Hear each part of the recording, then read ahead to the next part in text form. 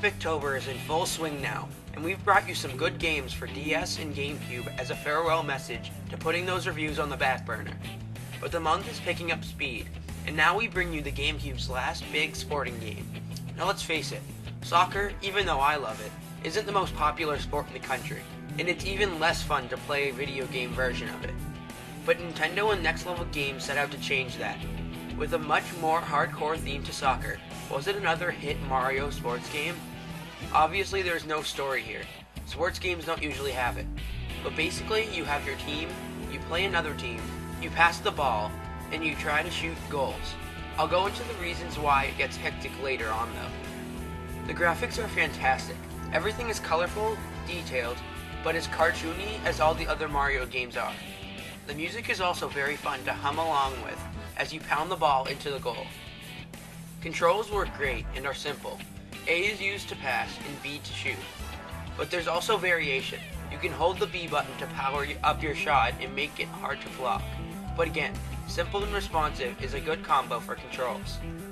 As I said before, your job is to get goals. You choose a captain and are given some Koopas or whatever you choose like Hammer Brothers as other team members and a Kremling from Donkey Kong Country as an auto goalie. You'll pass the ball around and try to shoot. Now let's talk about the hardcoreness of the game. First of all, this is all contact soccer. That means tackling and knocking your opponents into invisible electric fences is allowed.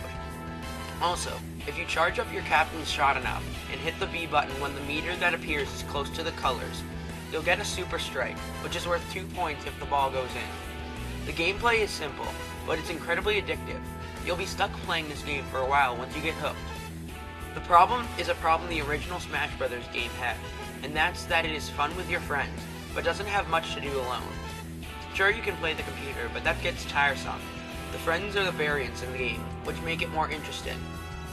Super Mario Strikers is a really fun game. Controls are great, graphics are awesome, the gameplay is addictive, and the multiplayer will have you playing for hours.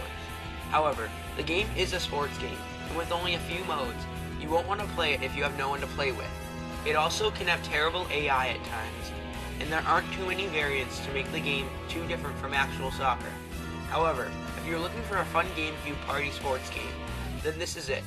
Super Mario Strikers gets a 3.5 out of 5, the title of good, and the way to play of a rent.